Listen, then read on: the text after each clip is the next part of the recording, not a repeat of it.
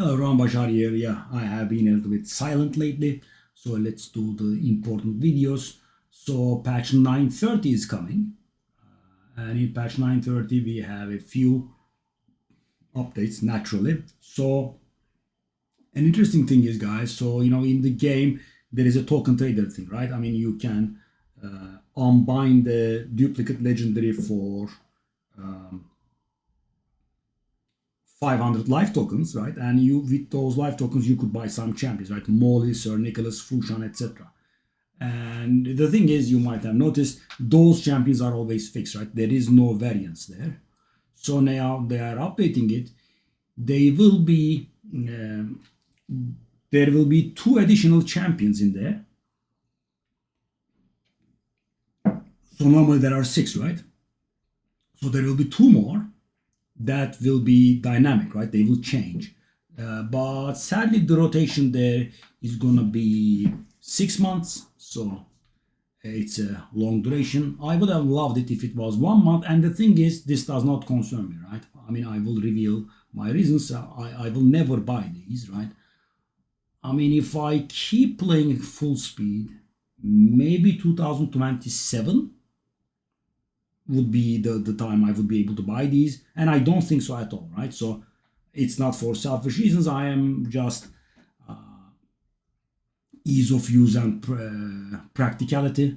I'm talking about those. So let me just get into it. So we have the 6 slots, right? There will be 2 additional dynamic slots that rotate once every 6 months. There will be 2 champions on offer at the cost of 3,000 tokens, which means you will have to unbind 6 dupe legendaries, right? So thing is, I would say this feature is, unavailable in air quotes for anyone but, strict end game, right? I would say at least 30 million power plus, around 300 legendaries, because the thing is, guys, I would absolutely argue that this is not worth it without filling your faction guardians first. Right? I mean, I'm going to give up 6 faction guardians to get 1 legendary. Nope. Nope. Right? I mean, maybe, I'm going to construct an extreme example here. Maybe it's someone that has missed the Poor Soul, the Nut Fusion, right? Maybe that, and I would still be, very, very conflicted to do it, right? Because 6 guys, 2-to-1 ratio in the blink of an eye, right? 3-to-1, maybe at 4-to-1, my eye will start twitching, right? I mean, I'm sacrificing 4 faction guardians, right? I'm going to lose 10% HP on my banner lords. I'm going to lose 30 accuracy on my undead, blah, blah, right? I would feel very uncomfortable. So, and I can give you my statistic, guys. As a low/mid spender with more than 2 years of playtime and extreme activity, right? I think I can say that. I was able to get around 40 legendary faction guardians, and as you know, there are 75, right? 15 factions. We have 5 legendary faction guardians on each end. That means you have 75, and I am barely past half, right? And of course, at this point, I have a lot of prospective faction guardians. I have 1 Lysandra. I get another Lysandra. It's a faction guardian. I have 3 Brognis. I get another Brogni. That's another faction guardian, and so on, right? I do have quite a bit. So it is going to pick up the pace. But, I don't foresee it filling or becoming near full in at least 1 year, right? So at the end of 2025, at the beginning of 2026, if I keep playing at this rate, maybe I'll be filling, right? So this option is absolutely out of question for me before the filling, right? I mean, I don't think they are going to put Taras in there. Maybe if they put Taras in there, I will consider, but yeah. So the first 2 have been declared, I think. One of them is Lanakis, and the other of them is Nobel. And for me, that is absolutely out of the question. Nobel is garbage anyway. I think he was buffed, but he still is not very good. Lanakis is nice, right, for the Tranda abusers, but by no means worth 6 dupe legendaries. So guys, maybe, and I know they're not going to do that. This is something theoretical, but if it was 1,000 tokens, I would consider it, right? That's it. No more. I mean, 1,500 tokens and it's out for me, right? I would sacrifice 2 garbage dupes maybe for Lanakis. And of course, I think you can also do 3 copies of, right?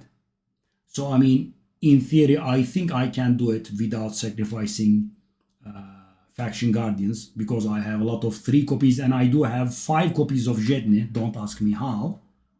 I mean, at 200 legendaries, it's a bit of an insult, right? I mean, I don't have half of the legendaries in the game and I have 5 Jednis. Dang. Anyway, let's get sidetracked. So these will be on a 6-month rotation. So we will have Lanakis and Nobel for 6 months. When the patch kicks in, it should be soon, right? In the October of 2024. And after that, they will rotate and we will have 2 more new guys there. And their cost will be always 3,000 tokens, which will mean 6 extra legendaries.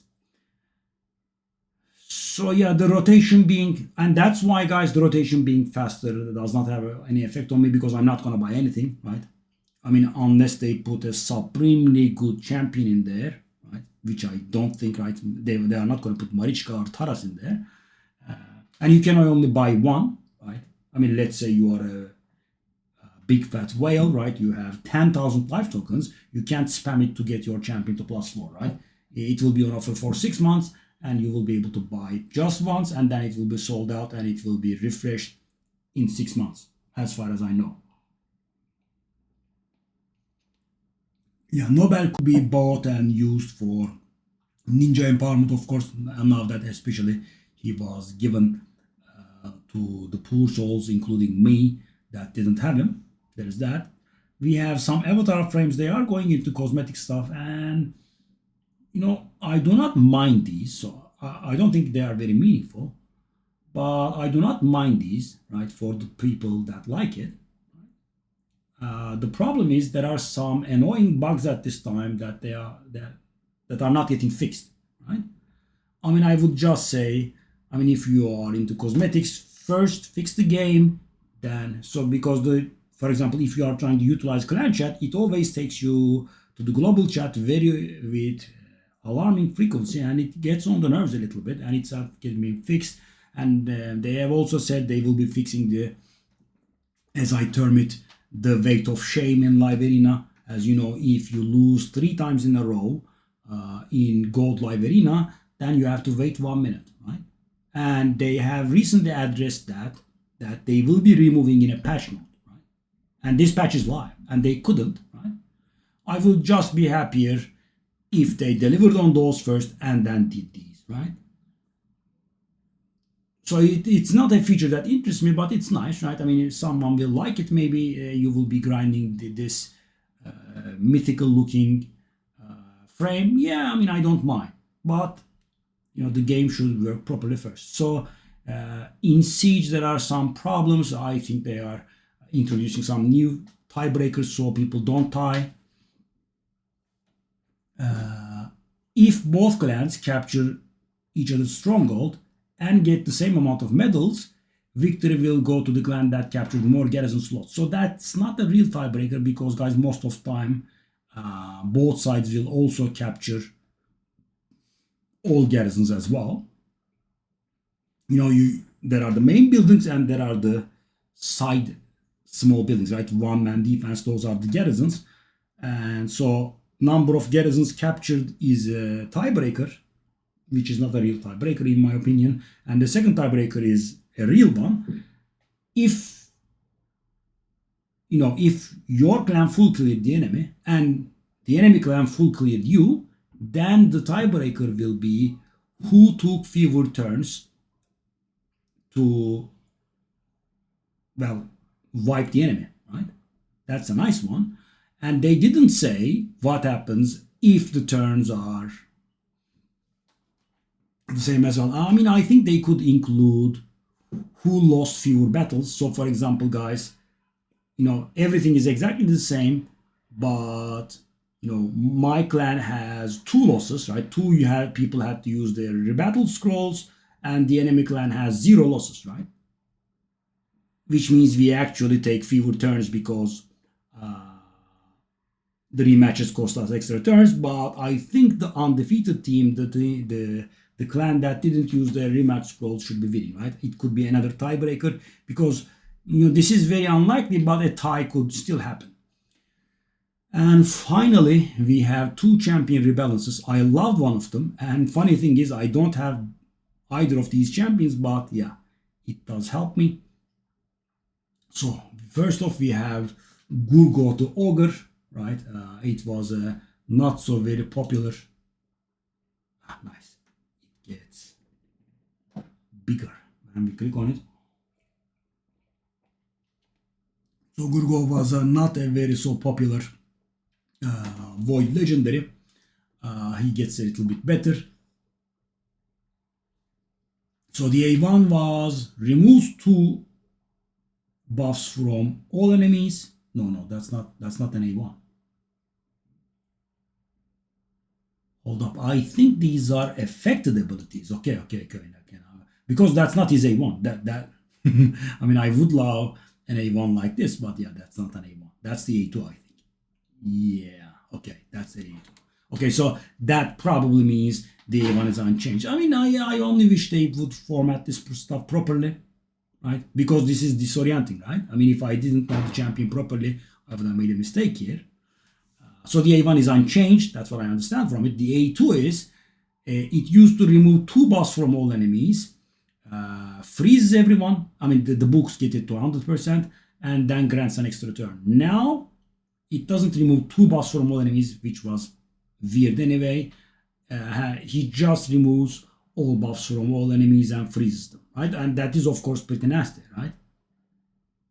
It's just like the Frost Spider, right? Removes all buffs, damn freezes, right? There is no dodging the freeze. And gets an extra turn, pretty nice. We had the world's worst A3 on Gurgoh. He used to attack one enemy on a 6-turn cooldown, right?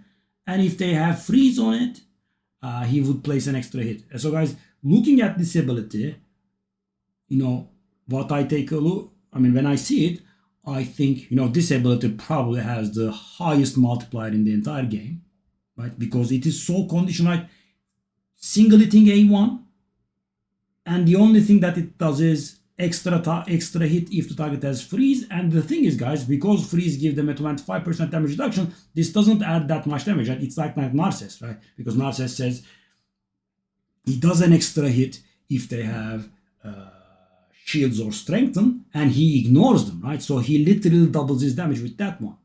This guy has also his passive improved, so he's gonna do a little more damage. But this is, imagine, guys, you are dealing an extra hit, but both of them have 25% reduced damage. So you just have 50% damage increase. It's not that big, right? Now it's much better. He attacks everyone now, right? Please place a decreased defense as well. And if they have freeze, he places an extra hit, damage multiplier is increased, and cooldown is reduced by 1 turn. That's proper buffing, right? This was one of the worst abilities in the entire game. Let me tell you that, right? This is one of the worst A3s in the game. Now it's proper, right? I mean, and thing is, guys, single hit goes AoE, and the damage multiplier is increased at the same time. I mean, this ability is damage expectancy and with a decreased defense, more or less. Yeah. Much better. We will have to see this. And so you do this, right? You remove all buffs. You freeze everyone, right? And then